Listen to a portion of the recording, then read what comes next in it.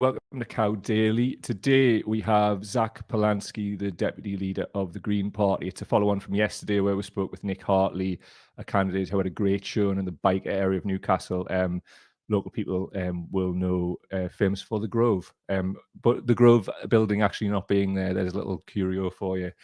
He's done fantastic. So we took the local view from Nick yesterday. Today we're taking the national view from Zak. Before we do that, in the time on tradition, if you would like to support our work, you can go to patreon.com/cowdaily. That's patreon.com/cowdaily. Also a link in the description for PayPal. But without further ado, we'll bring Zak in. Hello, Zak. How are you? You good? I'm great, Mike. How are you? I'm fine, man. Really good, actually. We'll just get straight into it, shall we? I mean, firstly, I want to just highlight the great showing that you've had in the local elections recently. So as Deputy Leader, how do you feel about the party's performance?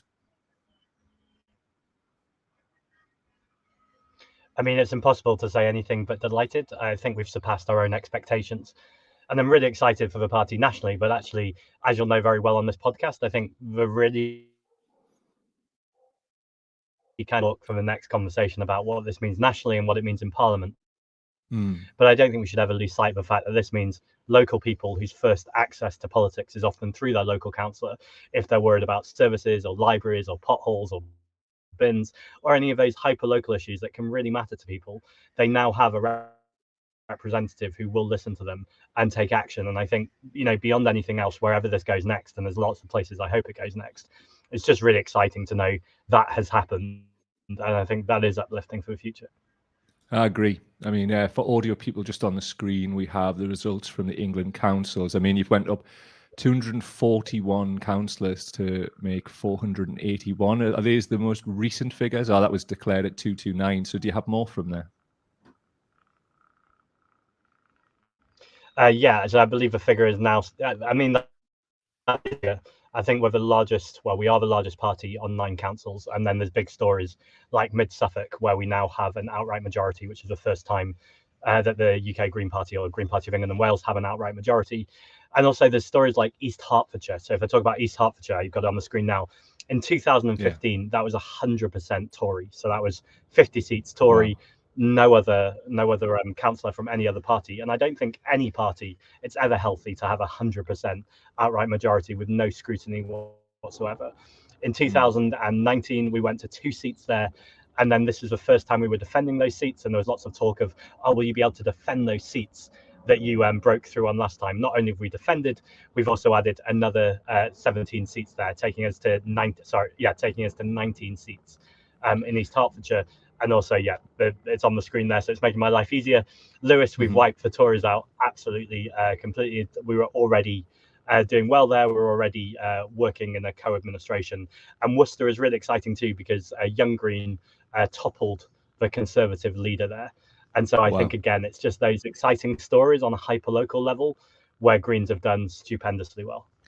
I agree. And one of the reasons we had Nick on yesterday, he didn't win, but he almost doubled his showing and nearly unseated the Labour leader of the council, Nick Kemp in Newcastle. To give you a bit of an example of what that is, I used to be a community worker in Biker, amongst other areas in the city. It's an area with multiple deprivation. I cannot believe it feels like some alternate reality that result happened. And with a fair wind, the Green candidate, Nick Hartley, would have won and he would have unseated the Labour leader there. I just want to highlight that with you because I think you've had so much success where you've actually took the win. I think it's about distance travelled. The North East is traditionally quite far behind. You've had great showings in South Tyneside and again in Newcastle. And I think Nick can win in Biker next time. So I just wanted to say that to you. Don't overlook these places. They've got a great... they've had a great showing in South Tyneside as well. And I think it's distance travelled. The Green message is going to take a bit longer to get through, So just on that, what about those areas as well? So say again, mate? Yeah, I agree entirely. So the premise of your question, I think, is spot on, really. Sure. There's lots of places where we came strong second places, and that can easily get missed in a narrative that's celebrating wins, but actually that's really important too, because what you're demonstrating for next time is that we're a serious, credible political force in those areas, and often those areas are places that are Labour or they're what are considered Labour heartlands. But we know the Labour councillors have stopped listening to local people, and in particular, Keir Starmer as the Labour leadership. No one really knows what he stands for. He stood on a very particular platform, made pledges around nationalisation, tuition fees, electoral reform, and he seems to be literally abandoning a pledge every few days. Yeah. And his argument is always, political circumstances have changed, we've had a pandemic, etc. And I just think anyone listens to that and knows that that's just not a coherent narrative. And actually, it was brilliant to see your interview with Nick yesterday. Actually, I think it was a really good example of where someone has been embedded in the community. I mean, the authenticity just shone through him about how he cares about that community and how he hopes for the future. And I thought it was brilliant when he said, I'm not expecting Newcastle to necessarily have the breakthrough at the next parliamentary election.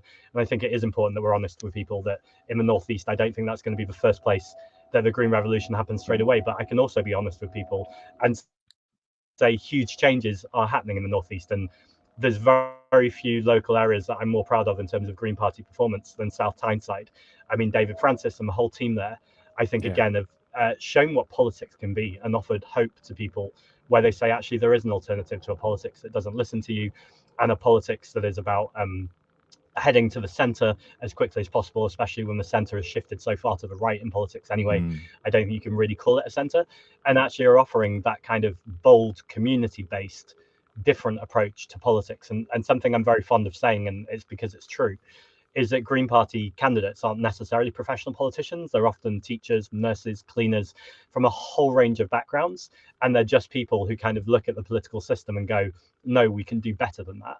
And they've got involved, and they don't get whipped by National Party. They don't get told how to vote. They listen to the local issues. They listen to their own conscience, and then they vote accordingly. And I think the more people see of that type of politics, unsurprisingly, the more they want it to. So, I mean, you'd expect me to say this to you, Mike, because you're a great advocate for the Northeast, but I think the Northeast is really exciting, and I think it often gets neglected generally in the national narrative, but it's certainly not being neglected in the Green Party narrative and in the Green Party work. And it's somewhere that we're watching very closely, and I'm really hopeful for the future. Yeah, me too. I mean, I didn't believe before this week that you could win, and I think you can win now. And I think, I think because of the competing crises that are going on, I also think there's a lot of variables and a lot could happen. I mean, take Nick Seaton Biker there, like the Ward constituency. There's 70% of the people there didn't vote, and knowing that area and knowing what you can do, which is get on the doorstep, there's a hell of a lot more growth there for you than there is for Labour. Labour are not growing into that. They're the reason people aren't voting. Do you understand? So I think you might surprise yourself if you get out there on the doorsteps in the Northeast and just build, because it really is about the activists in the area. I've seen it from nothing. I mean, I'm 46 now, and there was barely a presence in the Green Party. It's went from nothing to a springboard where you could actually achieve some pretty incredible results. And I just wanted you to know about that, because obviously you've got to be across the whole country. And as you say, there's some amazing successes, but there's all of these sort of secondary things bubbling up, which could surprise you. The Northeast is without hope. And as I said to Nick yesterday, even if you guys are offering a glimmer of that, then it could see some great results. I mean, what do you say to that? Yeah, so I'm Mancunian. I live in London now, but I was in the Wirral last week, and I know there's always danger of comparing places, but I don't think there's entirely different political situations in the Wirral to what can happen in the Northeast. And it just really struck me when I was knocking on doors that without a doubt, when you talk to people, the Green Party are by far the most liked party. That doesn't necessarily people will vote for us, and I accept that, but they like us. They like what they see, they like what they hear, and they go, yes, that's the kind of country I want. And when you talk about our policies are incredibly popular. Things like that we've stood up for minimum wage, that we talk about nationalising our public services. We've been out there with the unions and more importantly, in fact, the workers. We've been on picket lines. So I think all of that politics speaks very proudly, particularly in the North, whether in the Northeast or the Northwest. And by the way, it speaks to people in the South too, because workers' rights. But there are, there's a history there that I think particularly speaks to the North. And the reason why people haven't voted for us in the past are really two reasons, I think. One is that people are scared of the Tories and they want to get the Tories out. And I totally get that. We've had 13 years of Tories, and I am more than sick of Tories. Yeah. And I totally accept that I'm not someone who's very vulnerable, to use your phrasing, Mike, I'm not someone who needs to get food in my belly or heat in the radiator. And I think that's a really good framing. So I can understand when people are facing such existential crisis to their lives, they go, I don't have time for politics. I don't have time for complex stories. I just need to get the Tories out. And I think what we're demonstrating more and more is that we're taking seats equally from the Tories as we have been taking from Labour. But if you look at somewhere like Byker or indeed the northeast or the northwest, very often the Tories aren't around anyway. So I've been making this argument in Bristol for a long time. If you've been voting Labour and you're not happy with what you're getting, vote Green. And the worst case scenario is you get the Labour MP you would have got anyway. But actually, by voting differently, you're both pushing the potential Labour MP to show them that you're not happy with them. But much more excitingly, much more promisingly, you might get a different type of politics and you could get your Green MP in there. And then the second reason why people haven't voted for us in the past is they just think we couldn't win. They go, really respect what you're doing and saying, but I need to make sure my vote is for someone who wins. And that's why these successes really are so exciting in terms of the future, because what we're demonstrating over and over again is that even under first past the post, a broken voting system, we have learned by working closely in the communities, by having a strong, principled, coherent set of policies and a politics that speaks truth to power, speaks with authenticity, with kindness and with hope, but also fire when it needs to. That mix of politics, I think, does speak to people and does answer some of the crucial questions we have in society right now. And I think when you stand on that platform, that's a platform people will get behind.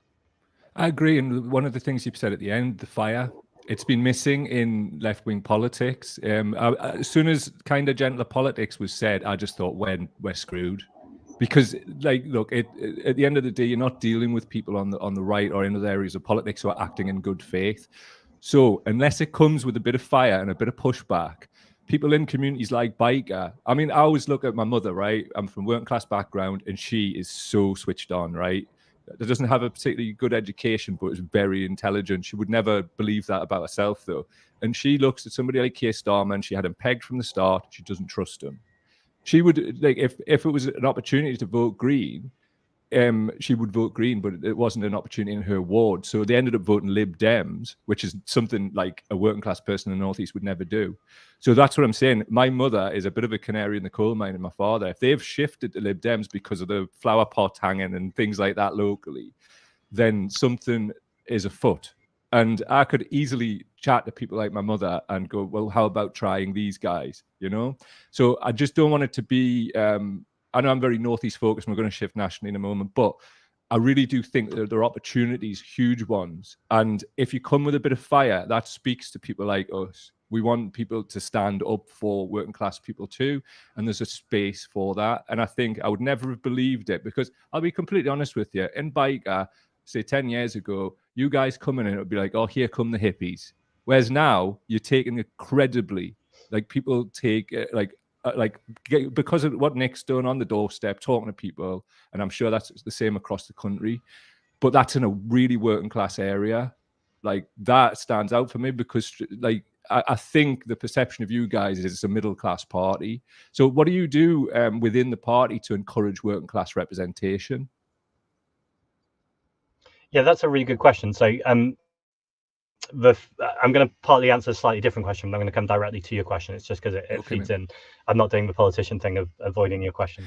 I won't let you. So when I gave my first speech to the party conference, very good. It's a typical kind of conference speech I gave, which was there's no environmental justice without racial and economic justice too. And what do I mean by that? Well, I think there's that really good phrase about middle class green politics without kind of clash politics is just gardening.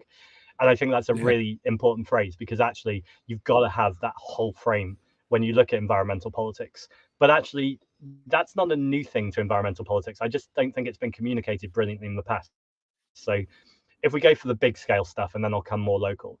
If you look at the people who are being worst affected by the climate crisis, we've got places like Pakistan where a third of it are underwater.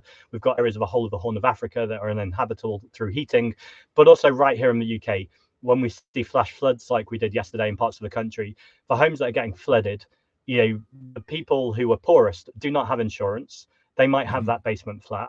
They might not own it, but they're still, their belongings are all getting destroyed. And so you see this real direct link all the time between the people who are least resilient to the effects of climate are the poorest, are the working class, are often communities of colour. And we see that over and over again. And I think it's important that the environmental frame always puts those people front and centre. Also, similarly, again, with communities of colour, if you look at toxic air in our cities, the places that have the worst air pollution, we know that air pollution is bad for things like asthma, more obviously, but it's also bad for diabetes. There's lots of kind of brain issues that can happen from the particulates. It's all pretty grim. Toxic air tends to happen in working class communities and communities of colour. Now, that is no coincidence, because those are the same communities who often don't feel or aren't represented by politicians, where they often have safe seats, where they don't really need to campaign. They just pin their rosette on, and whether they're red or blue, they get elected in. So there's a real issue between lack of political representation and some of these environmental issues.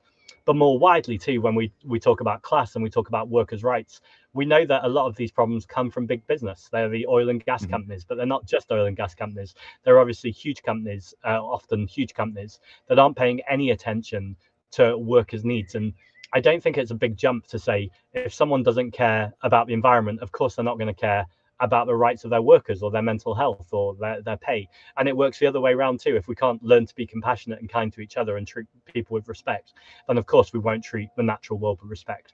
So all of these things are vastly interconnected, and that's why we really need more working class representation in politics, and we need those people speaking up. To come back to the story of your mum, and then I'll come directly to answer your question. I think this does answer your question. Something I'm often, every election day, I get lots of tweets or messages or emails from people saying, I saw you on the radio or TV, I really wanted to vote Green, but there was no Green candidate on the ballot paper. And it breaks my heart, because often there's no Green on the ballot paper because we're a volunteer-led party. So unless in your area of the world there are some volunteers who go, let's start a Green party, one of us should stand, even if we can't win, let's just put our name on the ballot paper, then there will be no Green representation in that area. Now, this is fundamental through politics, that to be able to have the time to campaign, to be able to have the privilege to put your name on a ballot paper, does come with privilege, and that often is skewed towards a middle class kind of background, upbringing, education. And I think it's just really important that we always get the message out there that politics is for everybody, and we need to find ways to be able to enable people, no matter whether they're struggling to pay the rent or pay heating or feed kids, to be able to have time to politically represent. Now, we don't have exact figures for this yet, it's just too early, but having campaigned around the country this year compared to other years, without a doubt we have more working class representation. I've been to communities and been in places where we've had Greens standing, and so excitingly when they've won, it's that beautiful thing on election night where I'm on the TV and I'm doing very big picture stuff about Green successes, but out the corner of my eye I'm watching the individual wards that win, and in my head I go, oh, that's Sophia, oh, that's Chris. And like, you know these people, and you know what these people are going to do for their communities, and you know the stories of these people too, where they say, just a few years ago, I didn't even vote. I wasn't involved in politics whatsoever. I just kind of, if I did vote, I just voted for Labour because I just thought I need to stop the Tories. These people have become hyper political in the last few years. They're seeing a route now to make a difference. And I think that's how we get more working class representation. We join those dots, not for people, with people. It should never be talking down to people or doing things to people. I think it's about making sure that the space is created for people if they choose, and they might not choose, they might choose not to, and that's also a choice, but to choose to get involved. And the best thing I heard this campaign was from one of our candidates of colour who's also working class. He said to me, if you're not at the table, you're on the menu. And I just thought that's a really powerful phrase for why everyone who can needs to get, roll up their sleeves and get involved with politics. And if it's not for you to get elected, and that's not for everyone, but I really hope it is more and more for people, particularly from those backgrounds, but to support those who will represent you properly to get into power. I understand. I mean, sorry, that was a long answer. That's all right. It's a good answer, but like, just push back a little bit. I was a community worker for 20 odd years. Quite often people in working class communities want to get involved, but it's like bridging that gap to actually cross the threshold. It feels quite often like it makes people feel insecure. It's new. And I've noticed, and I definitely felt that come from working class background as well. When I first started in community work and I got quite far, I don't know if it was about me or the people around us. I was around a lot more working class, middle class people the higher up I got. And it felt scary and disempowering, and it felt not part of it. So what I would say is you're probably going to have to be a bit more proactive and open to that, and actually have people designated to welcome people in, and brief people that could be, because it's different kinds of like what I've found is in my good example is my household, right? I went to a comprehensive school. My partner, she went to a boarding school in Switzerland. Very different. I went to northeast of England. Our father was did very well in his chosen profession. So that allowed me to find out that confidence seems to be built in to her school system, whereas my school system, not at all. It was a sausage machine. So that's kind of what I'm saying. People start at different levels, at different starting points and different distance traveled. I found that working with at-risk communities too. So just on that, you're going to have to do more. You're going to have to be more proactive if you actually do want that. People aren't just going to suddenly appear. Some might, but a lot won't. So how is that something you would want to take forward within the party? I suppose is the best thing to ask. Yeah, I don't disagree at all. And that's something we've already been doing, actually. So during Great. this election, I spent lots of times, for instance, not expecting people to come to our local parties, but I was going to people's community meetings, to their trade union meeting, to their residents association meeting on the council estate, to make sure that we're going to where people are and speaking to them and encouraging them to get involved. We have something called the Dayaka Fund, which again is for Greens of Colour, which is a self liberation group within the Green Party, where we have funds for those things as well, because it's all very good to speak to people and encourage them to do it. You also need to be able to finance people to do that. We also have a campaign school, and on our campaign school, that's where we take candidates or organisers and we give them training in how to be able to do these things, and also making sure there are spaces specifically. So we're looking to diversify our representation. The final thing I'd say, this is something, so I'm elected in London on the London Assembly, and it's my job to hold London Mayor Sadiq Khan to account. Now, I work with Sadiq very constructively, so I try not to oppose him for opposition's sake. Where he gets things right, I applaud it, and in fact, I'll help him where I can. But where there's gaps in his plans, then I see it as my absolute job to expose those gaps and to hold his feet to the fire, essentially. And one of those gaps is around working class and ethnic minority representation, particularly around environmental issues. And I've been arguing for a long time we should have something called a climate panel, which is a group of diverse and marginalized voices who are on this panel, who are able to inform me and him about what they're experiencing on the ground. So the community organisers, the people who are trying to save a green space, your teachers, your youth workers, your people who come into daily contact with people who are really struggling, you're able to speak and say, oi, politicians, you've missed this bit here, or have you thought about this? Now, when I suggested this to the mayor, he was vaguely warm about it. He didn't love it, but he didn't dismiss it. But then I said that it would have to be an absolute obligation that we pay those people. Because if you're saying, I want you to come and give me your expertise, your trauma, what you're experiencing on the ground, I need you to take a day off work. If you say that, you're only going to get a certain type of person who can just give a day's work up, or who is okay to speak in a chamber and speak to people in power. And when I said we would need to pay these people and support them, he said to me that I shouldn't knock good citizenship, that there are scouts and boxing coaches, or all sorts of people working in the city for free. And absolutely, and yes, they are working for free, and I appreciate they're doing that, but that is not the way to run a society. That is David Cameron's big society. It's for cover for austerity. It's where you are not willing to put the government funding in because you've accepted the idea that there's no money left, and instead of challenging that fundamental lie, you accept that the purse strings are tight, and you start talking about how you have to pit one community against another. We know, for instance, in the Green Party, I'm really proud of our wealth tax. That's just one idea. That's a 1% tax on the wealthiest 1%, which would raise about 70 to 75 billion pounds a year. Along that, you've got a carbon tax. If you taxed carbon, say 100 million pounds per ton, there's 800 million carbon dioxide equivalents per year. You're looking at raising about 80 billion just doing that alone. And we know it's about 75 companies causing most of the carbon emissions. So anyway, those are just some ideas about taxation, but there's loads and loads of places that you can generate the revenue to make sure you're funding schemes like this. But to say it's about good citizenship is totally out of touch. Those days are over, man. It's like, especially now, because people can't afford, as I keep saying, heating the radiators, food in the belly. That's what it's all about, and people can't afford that. So, like, you're going to get a certain kind of person who has the time. I mean, it's a bit like internships, they're not for working class people, are they? And that tends to be a launch pad into certain jobs. Just to pivot a little bit, you mentioned Sadiq Khan.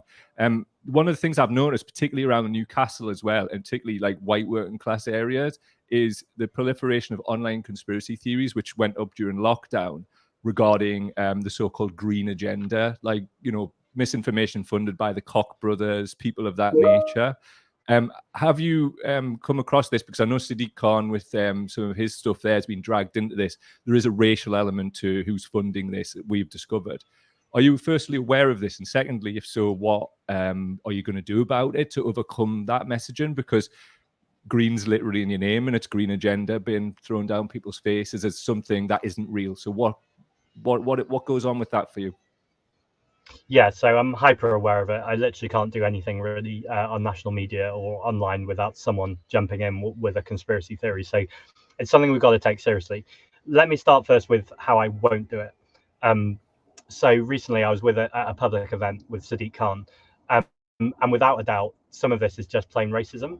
And me and Sadiq Khan are from different parties, but it's so important that we all show solidarity to people of color and any community that is marginalized and faces racism or homophobia or misogyny, whatever it might be. Well, Rishi Sunak, for one, via the Labour Party, and that disgraceful messaging that was put out by the Labour Party recently. I mean, I do not like Rishi Sunak whatsoever. That was disgusting. It was unbelievable. Unbelievable. No place anywhere. But anyway, sorry, carry on, It's mate. just playing with fire. And, you know, in the next 5 minutes, I wouldn't even have to catch a breath to criticize Rishi Sunak on the amount of things he does. Like, that you can there's so much low-hanging fruit, isn't and there? put a post out and have absolutely the moral high ground. So the fact that it wasn't a dog whistle, it was a big foghorn. And we saw that with Goldsmith, the Tory, who ran against Sadiq Khan in 2016, which I'm only referencing that mayoral election because it was just before Brexit, it was just before Trump, and I felt like Steve Bannon was involved in that election, and I think that was when the Tories started to go down a dark road in politics. And that's a road now that it seems Keir Starmer seems to be willing to go down because he's willing to do anything to win, and that is so corrosive to our democracy and needs to be called out. Anyway, so I was with Sadiq Khan, and there were people kind of shouting about his ultra low emission zone. Now, I support the ultra low emission zone. I would argue and have argued all along with fellow Greens that it needed more money for scrappage. So you need to make sure that no one was left off, particularly people from working class communities, charities, businesses. Now, it's important to say the really, really poor people don't own a car at all. So this argument that the poorest are being the most affected just isn't true in London. But there is legitimate edge cases where actually you needed more money to make sure that you could protect people. And that's a conversation that will carry on going. But the mayor during this session compared the people complaining about that to COVID deniers, vaccine deniers, and far-right fascists. Now, I get the point he was making about pointing out that there is a coalition here between the Conservatives and the far right. But I also worry that if we just shout names at people and don't listen to their concerns or treat them with the severity that they want to be heard, then this is going to get worse because you push people away. I think anyone, whether I agree with them or disagree with them, are worthy of respect of me at least hearing them out. And if I disagree, to be confident in the strength of my own arguments and to take that challenge on. I would say the only exception to that, is fascism, is racism. I think that needs to be called out, but the view needs to be called out. The individual still needs to be considered. It's possible to bring them back. I think if we just give up on people, or if we just assume that people are unreachable, then we're creating massive divides in the country that already exist, but will never be able to be healed or repaired. So that's what I wouldn't do. Here's what I would do, or I am doing. At that same session, a community from not Enfield, Ealing, they describe themselves as a poorer working class community, are talking about the worries that they have around some of these changes, and particularly around the worry about a factory that is pumping toxic air into their community. And the mayor just wouldn't meet them. So I've agreed to go meet them, and I will go meet them. Now, I'm not saying I'll agree with them. I'm not saying that they're going to come away and be Green voters necessarily. But what I do think as an elected representative, it's my job to represent people. And that includes people who haven't voted for me, includes people whose views I don't necessarily agree with. And to be able to sit down with them, to hear them out, to be able to explain why I'm making the decisions I'm making, and agree a continued conversation. And I think the only way that we're going to get through these conspiracy theories is by having a strong, coherent narrative where we're still listening to people, but we're really clear about what we stand for. Now, what I'm not saying there, and I think is absolutely the Labour Party's position, is to triangulate. So to be all things to everyone, to not stand for anything, to give vague promises, and just hope you can kind of keep everyone on side. Yeah. I think you just end up irritating everyone and never standing for anything. So I think it's about that fire we were talking about earlier. It's about having a clear platform. I'm never going to give up my green environmental platform. It's really clear to me that we need to protect the most vulnerable people. We need to protect the planet. How we do that, though, needs to be a conversation. And we're straight into the just transition stuff there. Sadiq Khan called me out the other day for saying that I want to shut down City Airport. Absolutely, I want to shut down City Airport. So let's talk now about what's going to happen to people's jobs at City Airport. Let's get them into better industries. Let's get them into green industries. Let's talk about a universal basic income while that just transition is happening. So no one is left poorer than they are now and working in a job that can't have a future if we want to make sure we're protecting the planet. There's loads of jobs out there. We're already talking about solar panels, about renewables, about insulation. We're talking about caring jobs, about community jobs. All of these jobs are waiting to happen, but we need to invest in them. We can't take people's jobs off them and say the job is coming in a few years' time or 10 years' time. We can't leave people penniless like that. We've got to make sure we're moving fast and urgently on this. And that includes having a really sensible adult conversation about what a just and fair transition looks like, and particularly making sure that we protect working class and poorer people. Because, let's face it, people who are rich already or wealthy already are going to be okay. There's that idea of we're all on the same boat. We are not on the same boat. We're on the same sea, but we're all on very different boats. And there is no we when it comes to universal and climate. We're all going to face it in different ways. And ultimately, we need to make sure we're protecting the poorest. Indeed, I agree. And you mentioned something about universal basic income.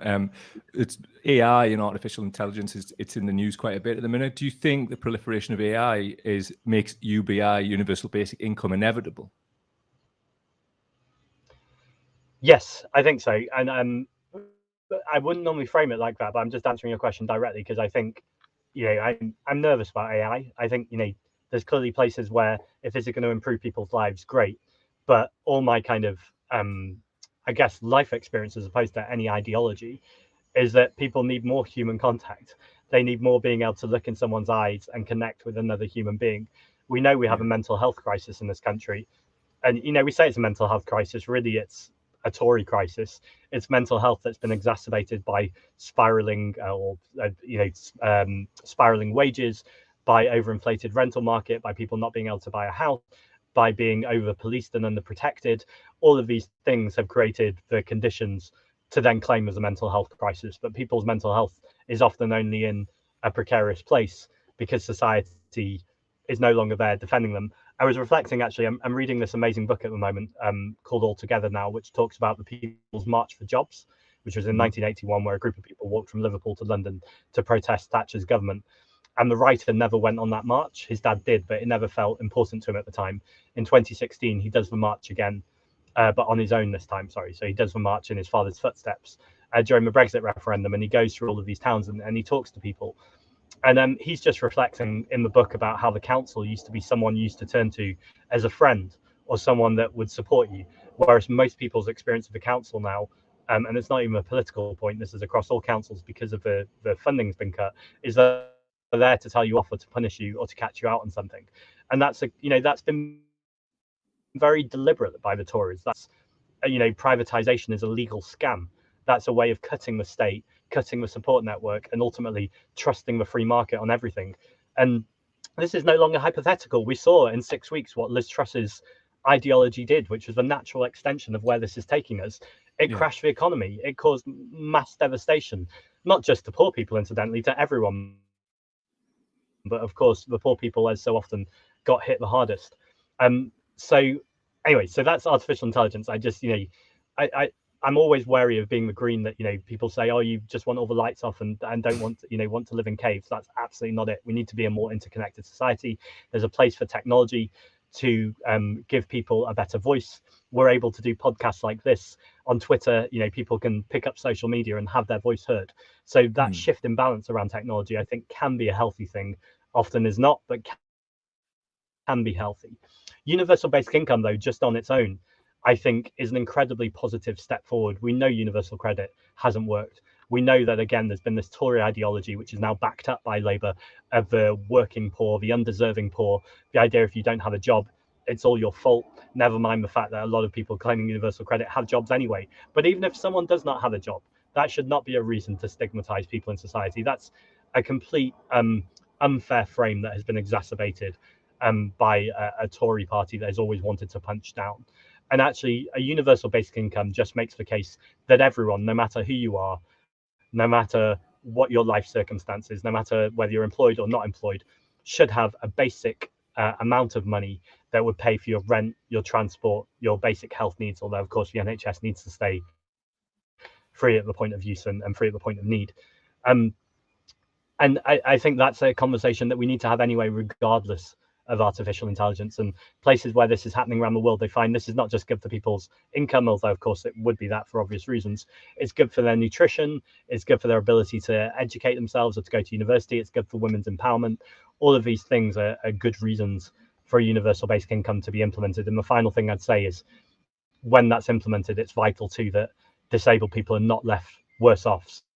So whether it also includes a top up for disability benefits or disabled people receive a higher universal basic income, that needs to be considered. That's often one of the reasons against it, and I totally hear it. But essentially, that's not a reason against universal basic income. That's a reason why universal basic income from the beginning needs to have that baked in to make sure no one's left worse off. The only people who will be worse off are the very wealthy people who will get taxed more. But that's exactly what we need to redistribute wealth. Understood. I mean, just what one or two, well, two questions on the same topic from me, and then we'll take one or two from the comment, and I'll let you go after that, if that's all right. So what's your plan for people who have long COVID? The last estimate was 1.9 million people have long COVID, and it's growing. And I just don't see this on the political agenda. Whereas we broadcast at 9:30 every morning, and there's people in the live chat now who are clinically extremely vulnerable, who basically can't leave the house. So what's your plan for that? Yeah, I have a good friend who, very articulate individual who was highly passionate about politics, really, really involved. And at one point I asked them to sign something for me, and just in the moment of signing something, couldn't remember what they were signing. Obviously then didn't sign it in terms of wasn't pushing that, but I'm talking about the fact that people's health has been so badly affected. And these stories, sure. I think so many people have them or have experiences of people who have lost their ability to function in the way that they used to, either in small ways that, people talking about brain fog or not being able to get words out, and in large ways where people are, without a doubt, severely disabled. And this just is not on the mainstream narrative. So I think the first thing is to talk about it more. My colleague on the London Assembly, Caroline Russell, was chairing the Health Committee, and she certainly made sure that long COVID was on the agenda there. But on the national level, that needs to happen too. I think there's a much broader point, though, about our health system, where we have 133,000 vacancies in the health system. And we have both a Labour opposition and a Tory government who are not willing to give the NHS the investment it needs. And we put £6 billion extra a year into the NHS, including money for adult social care and making sure that's also supported. But I think more than that as well is talking about workers' pay and the pay of people who work for the NHS. And again, right-wing media narratives often pit workers against workers. But the Institute for Fiscal Studies, who are hardly a radical organisation, said that if you were to give everyone a 7% pay rise, and I think it should be more than that, but let's say 7%, that would only cost £5 billion. So in the grand scheme of what a government's budget is and where we could raise money from, giving all NHS workers a decent pay rise, and I was really pleased the Green Party were the only party that backed the NHS's call for a 15% pay rise for all NHS workers. These things are all credible things they can do. Now, that's not avoiding the question about long COVID, but my point here is if you have all of these vacancies and you have an NHS that's struggling to deal just with a basic service, you can understand why new issues, new relative to 2019, are being lost, are being ignored, why waiting lists are getting bigger, why research isn't happening, all of those things. Ultimately, we have an NHS that's been chronically underfunded and underprotected from politicians. And I think it's all a question of political priority. And if people's health is not one of our priorities, then you really have to question what is the point of the government.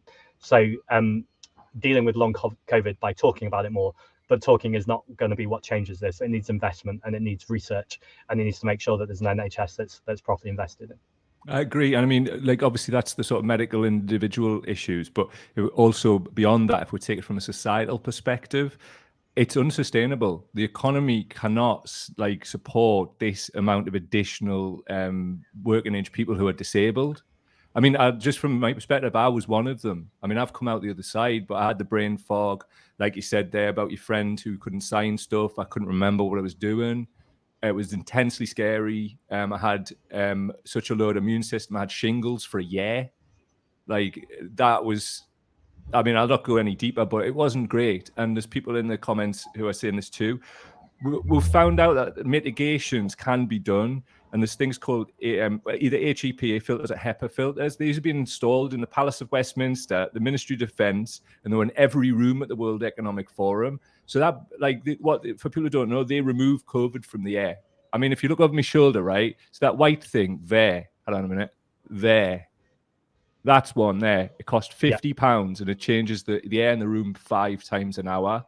In Andalusia, the public transport system have had them installed on every bus. Also in South Korea, the government there are optimizing their engineering department to build one for schools because they understand that like schools are a vector for COVID and other disease. And it's not just COVID they remove. So there's precedence for this. Our own country's doing this. It's not being promoted or anything like that. And nor had the government acknowledged that it's an airborne disease. So what I'm asking you is, are you going to start talking about this? Because there's no politicians talking about this. It's just a problem that's been built up for the future. The economy will crash, but also there's so much heartache. I know people in the last 2 weeks. One guy was a care worker throughout the pandemic. He's had multiple infections. We found out recently a Stanford study, and it is a preprint, has said that multiple infections close together is akin to the effect of HIV on the immune system. No politician is talking about this, and this is going to explode, not just in individuals' lives, but on a society level. So with that being said, would you commit to actually talking about like getting simple filtration systems in public transport and public schools? Because I can't see how any politician can continue to be credible if they aren't talking about this too. What do you say? Yes, I'm really sorry to hear about your personal experience, first of all. Pushing back on your question very slightly, but I'm agreeing with you.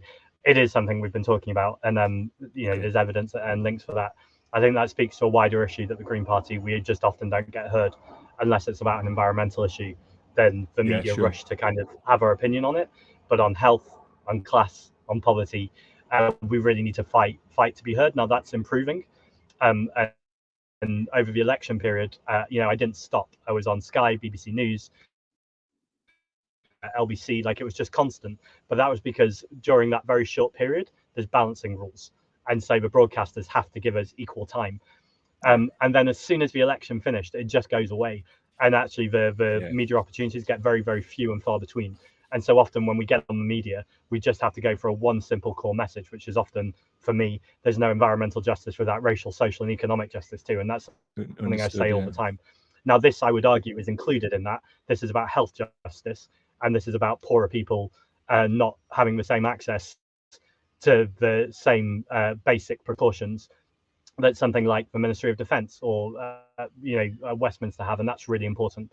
I'd also point out that we have a spokesperson, Dr. Pahlavi, who is a GP who has been speaking about this too.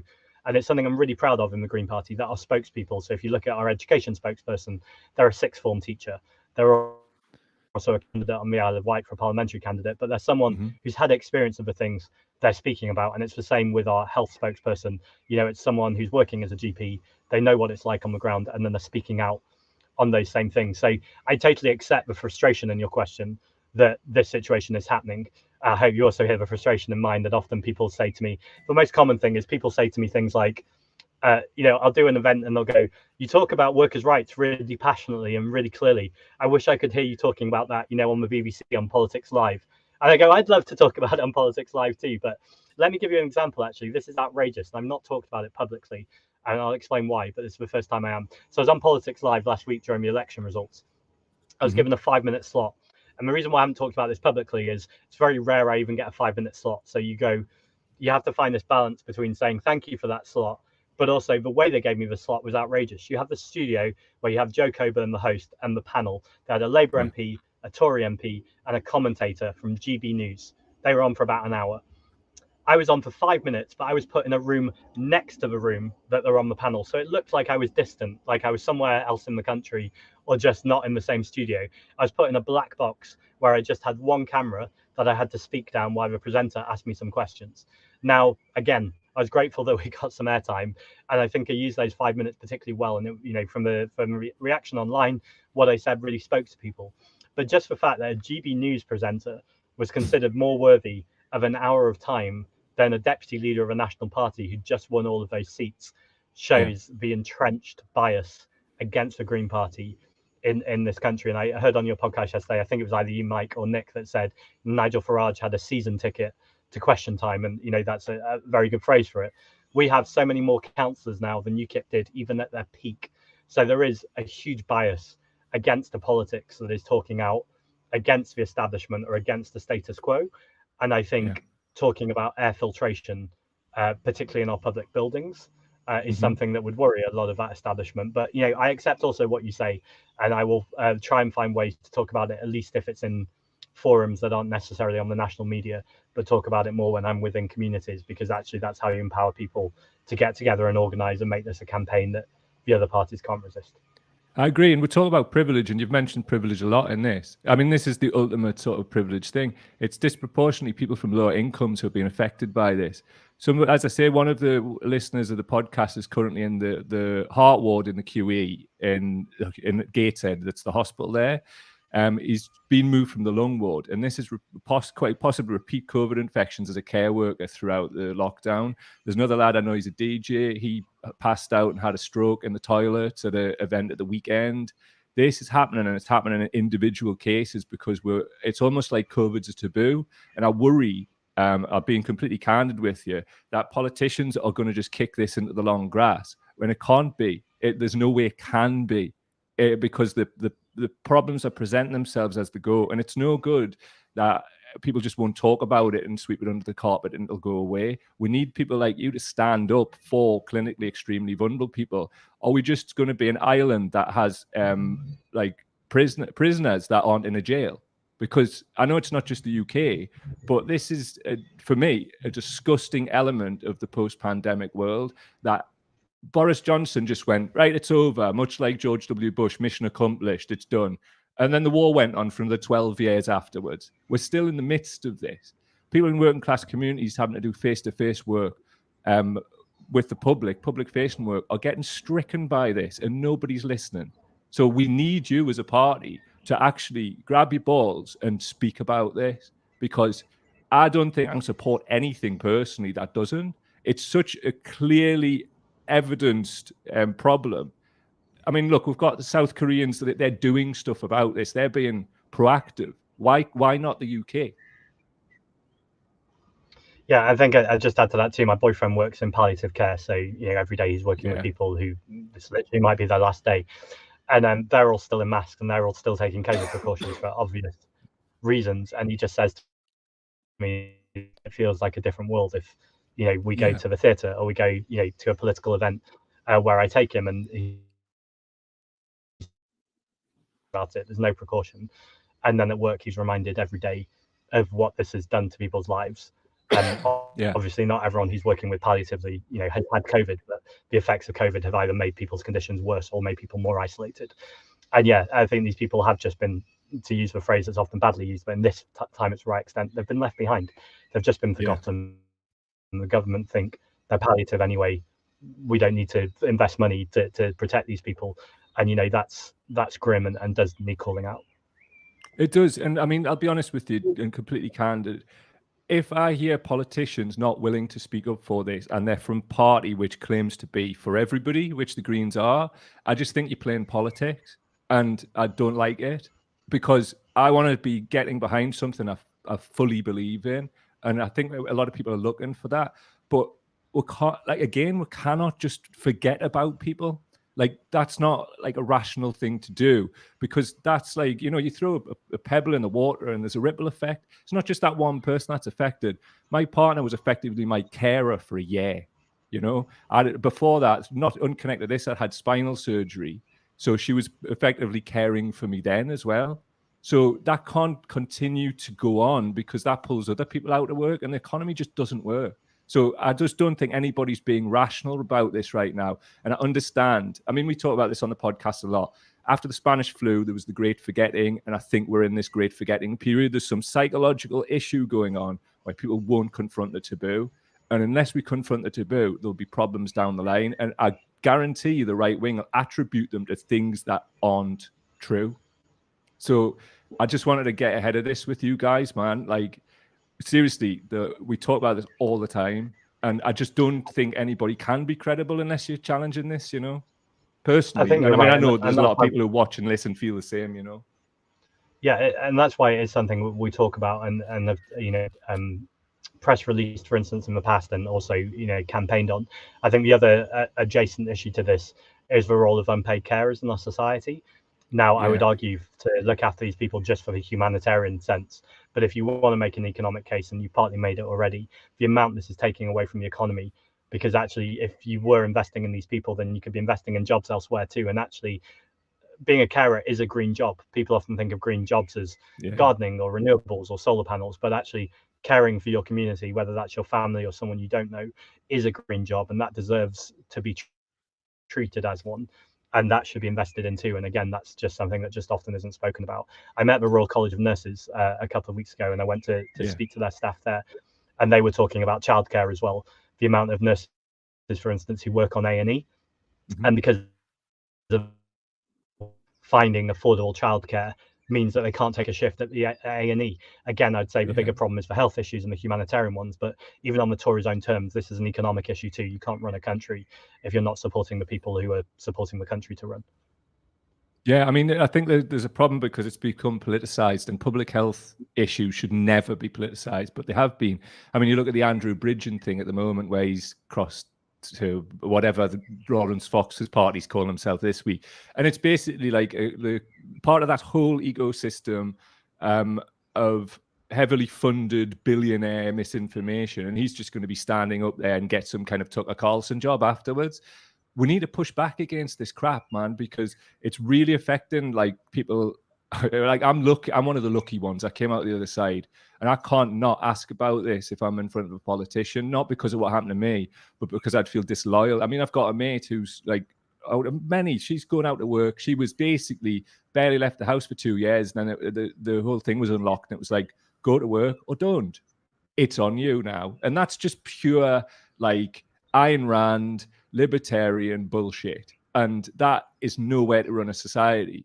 So we need you guys to be rational, because there's nobody rational in the room, you know? And I think that's what this is. People want to like put this, because it's now a marginal opinion, even though it's all backed up with evidence, because nobody talks about it. People will go, well, we've got all this other stuff to talk about. And those things are like things that are really important too. But every day I'm hearing more and more people that we know going down with this. So I just can't see how we can like run a society going forwards without it. What I will do, because I'm appreciative of your time, you've answered pretty comprehensively. We'll take one or two from the people who are in the chat, and then I'll let you go, because you've been really great with your time. Thank you so much. So this is from Kevin Taff. Given the lack of support to striking unions from Labour, what's the Green plan to work with larger unions like the CWU, etc.? Yeah, really good question. So we're always reaching out to the largest unions to work with them. The problem, as many people know at the moment, is a lot of them are still affiliated with the Labour Party and are funding them. You would expect me as deputy leader of the Green Party to say, well, I would rather they weren't affiliated to the Labour Party. And even if they're not funding us, it still feels like it's contrary to their mission to stand up for workers' rights, but support a party that won't stand with them. I never accept this idea that Keir Starmer says a government in waiting should not be on the picket line. That's exactly where a government in waiting should be, because if you think you are knowledgeable enough and evidence-based enough to be able to represent people, then standing with people and listening to their concerns rather than talking at them, but just actually listening to them, is fundamental to running a government. And that's the definition of solidarity. In terms of smaller unions, I'm doing loads of work in London, but also more widely nationally. I've been working a lot with a union called UVW, that's United Voices of the World. Their own description is there for low-paid black and brown migrant workers. Very often I'm working with cleaners, care home workers, etc. There's one care home that I help them protect or protect their wage in North London, and they're now some of the highest paid care workers in London, which is pretty exciting. But it took a while to get there. The first time we challenged, the CEO rewarded them with cold pizza rather than a pay rise. So it's really clear that we're going to need to hold their feet to the fire. But on the larger unions, I think the only thing I can really do is keep being a voice with the workers, keep standing up for what the Green Party stand for our social justice platform, and hope that within the unions there starts to be pressure to say, actually, the Green Party are the party to go represent us and talk to. Yeah, got you, man. Just one more. This is from Glasgow off the Red. What's the most realistic route of proportional representation, and does Zach think the Greens can realistically make any inroads in a general election whilst under first past the post?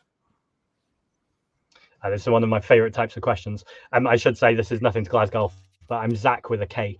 I just always get used to telling people, particularly if you're looking at me on Twitter, it's Zak Polanski, but with a K. Got you, man. To the actual question, though.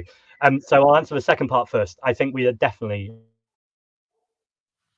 on the inroads to winning an MP, even under first past the post. So if you look at somewhere like Bristol, for instance, there's 20 councillors there in the Bristol West constituency. 17 of them are Green. And so you go, if people vote nationally the same way they did locally, that is your next Green MP, which would be Carla Denyer, who's our co-leader. If anyone doesn't know Carla, please go out, because she's wonderful. Also mid Suffolk, where we won the outright majority, we've now won the popular share of a vote across Suffolk. If people vote the same way nationally as they did locally, that's your next Green MP in Adrian Ramsey. Now I accept there's a challenge there, because people often vote the rest of the leadership team is amplifying these wins that we've got at local level and giving the vision of what this would mean nationally. To the wider question, though, it's not fair on a voter that people have to look at, can Labour win here? Can this happen here? And start to tactically vote with things, because ultimately everyone's vote should count. And there are only 2 countries in Europe that use first past the post, us and Belarus, which is literally a corrupt dictatorship. So I think ultimately the argument is to get a change in the system. So I'd love to promote on, I want to say 24th of May, but check out Make Votes Matter. That's Make Votes Matter. They're the campaign for proportional representation. They're doing an event in a couple of weeks called Sort the System. They're encouraging everyone who can to make it down to Westminster and make a meeting with your MP. We're hoping to have hundreds of people in the lobby. We've done this before and it worked pretty well last time. Everyone asks to go speak to their MP and lobby your MP on proportional representation. Now, if you have an MP that you know just won't come or doesn't support proportional representation, if you can make it, please come anyway, because it both gives support to other people and gives a sense of morale, but also it gives your MP, no matter how much they oppose it, the sense that actually what they're doing is not popular and they are being challenged. Now, again, to come back to that point about privilege, I know for lots of people to make it to London and to give a day up of their time is not something that everyone can do, and that's a problem with our political system. And I'd love to be able to say we could pay for everyone to do that, but if you can't make it to London, please do check out Make Votes Matter anyway. Check out their campaign, see if you can amplify it on social media or let friends or family know about it. I mean, I think we were just talking about the Reclaim Party there, which is Andrew Bridgen. I heard that news yesterday and your heart just sinks and you go, we're going through Nigel Farage all over again. And I think we need an antidote to that. And I believe strongly that the Green Party, by putting compassion, authenticity, care, speaking truth to power, along with a mix of that fire, I think that is the antidote to these politics. And I think to win under first past the post, as we have just done in councils all across the country, we can do that at government level and at national representation. We see the difference that Caroline Lucas makes in Parliament. Just having one Green MP changes the national conversation, but to get 2, 3, 5 Green MPs and then looking at the next time round to getting a much more substantial amount is an antidote to the toxic politics or the apathetic at best politics that we get from the Conservative and Labour parties. I agree, man. Really good way to end it as well. Zach, I want to thank you. You've been really generous with your time, man. And I really thank you as well. It's been overwhelmingly positive in the comments where people are just like full respect to you for being here, answering questions from the live chat and being available. I've been putting some of these things up on the screen. People find it really refreshing. And I do too. So thank you very much.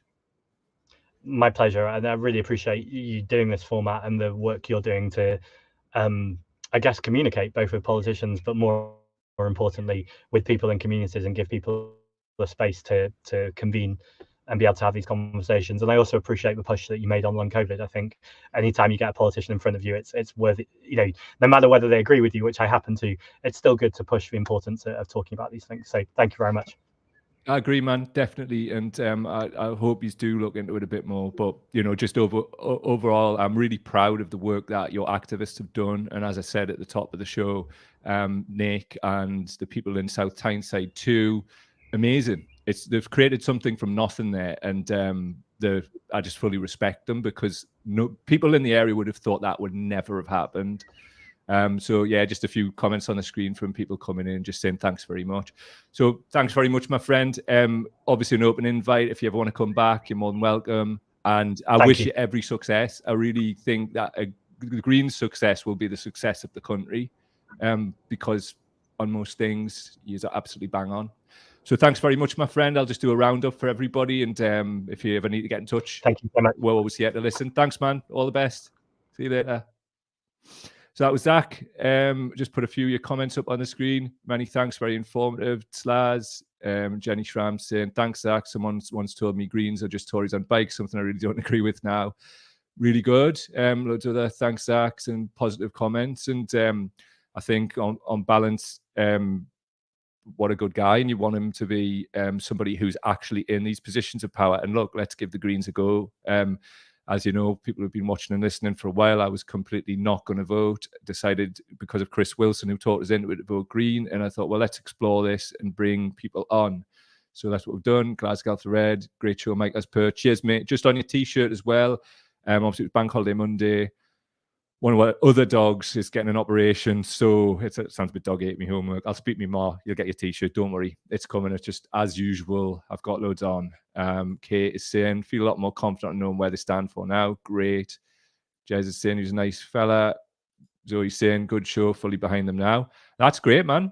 I mean, we need political vehicles, and we need people like Zach in these positions. And I tell you, I'll be a happy man if they get a few more, a few more MPs, loads more councillors, really shake things up. And that's what we want to see, isn't it? So if you want to support work, go to patreon.com/cowdaily. That's patreon.com/cowdaily. Links in the description for PayPal if you want to support work and keep work going. See a couple more comments before we get off. Leon saying, great episode today. Thanks very much, everybody. Jenny saying, Brill show, thinking of joining. Thanks, Mike. Hey, you could do worse than join the Greens right now and get yourself in there. And as Zach said, just get the representation going. If there's not a branch, start one and try it from there. Because at the end of the day, as far as I can see, Greens are the only sort of credible show in town which are positioned to potentially win. And I think people talk a lot about winning. Winning is coming a very close second with a platform to build on, like Nick Hartley, because remember, it's distance travelled, but it's also all of the great things that the Greens have done by actually winning councils and ward seats. Great stuff. Thanks, everybody. Really good show. And I am getting off to walk the dog. Hope you all have a great time. And prayers up for Scrappy. He's lost the use of his back legs and he's infirm and he's very old. And we think it's a spinal problem and he might need a spinal surgery. And he might not survive. So, yeah, I've cried a couple of times yesterday. But, put your prayers up for my boy. Right? Catch you later. I'm starting to choke up there. Don't choke up on camera. It's a bad look. Right, I'll see you later.